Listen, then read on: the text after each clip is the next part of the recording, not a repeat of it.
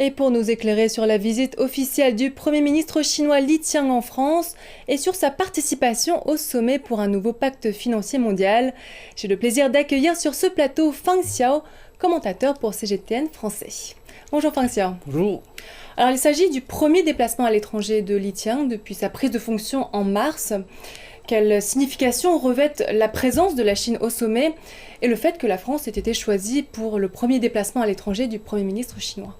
Ce choix de la France en tant que destination du premier voyage à l'étranger du Premier ministre chinois Li Qiang depuis sa prise de fonction est plus que symbolique.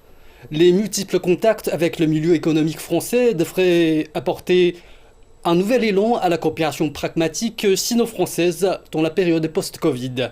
Déjà, au cours du premier trimestre de cette année, les échanges commerciaux entre la Chine et la France ont connu une croissance de près de 3% en dépassant 130 milliards de yuans. C'est un volume jamais atteint durant la même période d'une année. Et dans d'autres domaines aussi, les échanges se multiplient entre les deux pays qui s'apprêtent à fêter leurs 60 ans de relations diplomatiques l'année prochaine. Toutes deux membres permanents du Conseil de sécurité de l'ONU, la Chine et la France, évidemment, ne bornent pas leur champ de coopération aux relations bilatérales. L'objectif du sommet pour un nouveau pacte financier mondial s'accorde avec les initiatives mondiales proposées par la Chine ces dernières années.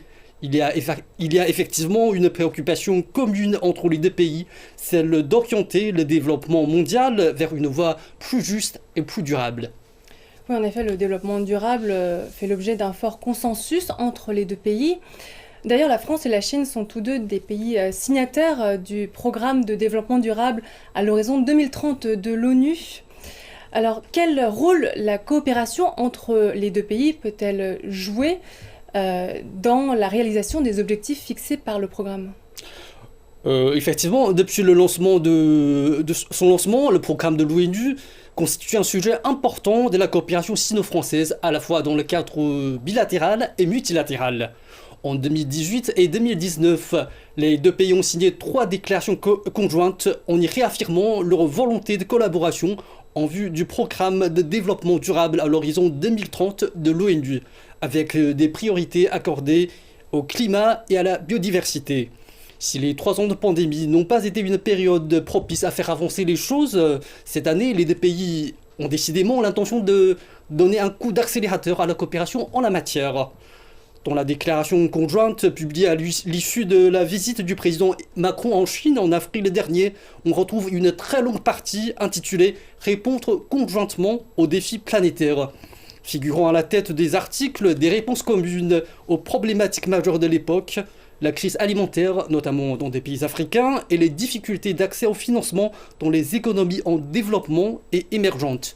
La participation de la Chine au sommet pour un nouveau pacte financier mondial est aussi inscrite dans la liste.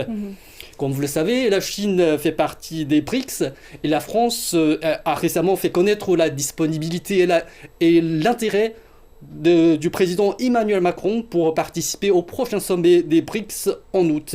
Si sa participation est confirmée, cela pourrait être une autre occasion de conjuguer davantage les efforts des deux parties pour un développement plus juste et plus durable de notre planète. Alors vous parlez d'une autre occasion, mais qui s'ajouterait du coup au sommet du G20 en septembre prochain et à la COP28 fin d'année 2023. Effectivement. Merci Francia d'avoir été avec nous.